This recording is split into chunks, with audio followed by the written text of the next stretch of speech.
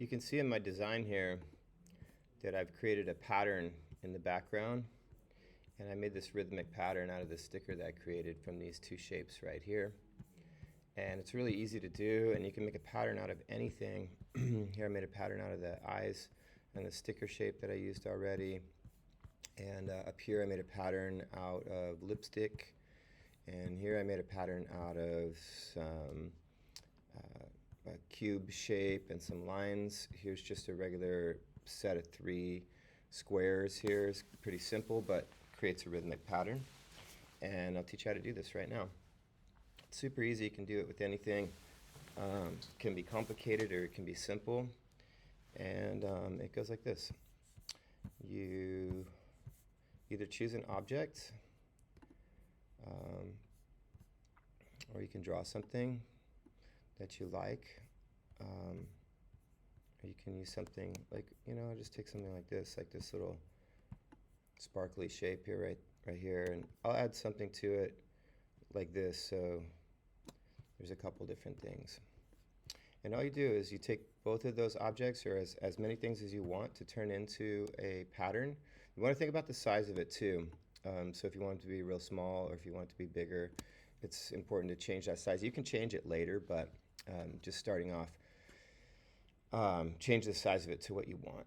Select the objects that you want, go to the object menu, come down to pattern at the bottom here, and select make.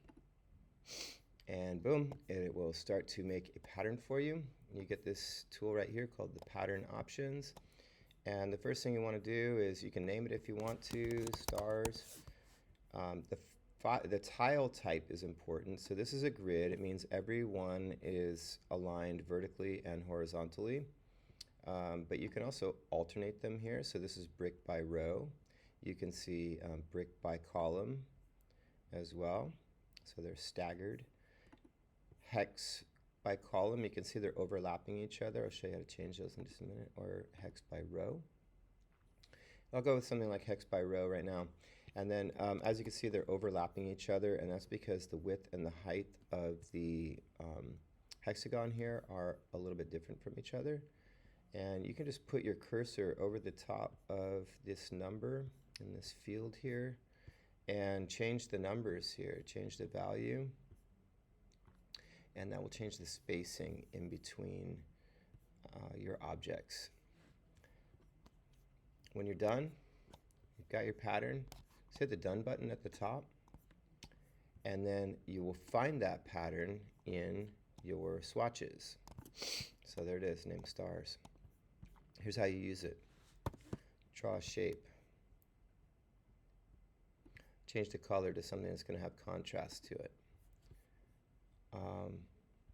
Duplicate the shape. So we've got 2 squares over the top of each other. On the top square, we're going to fill it with pattern. And there it is.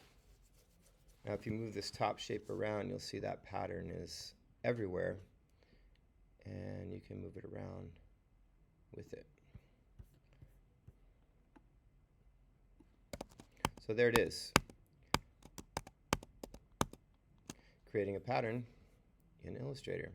You're going to create a pattern for your project, and we're going to make a shape that goes behind. In this case, I have a rounded rectangle in the background, and I added my pattern to it, which was this shape right here. That was the object that I created, and then I created a pattern from that, put it into the background.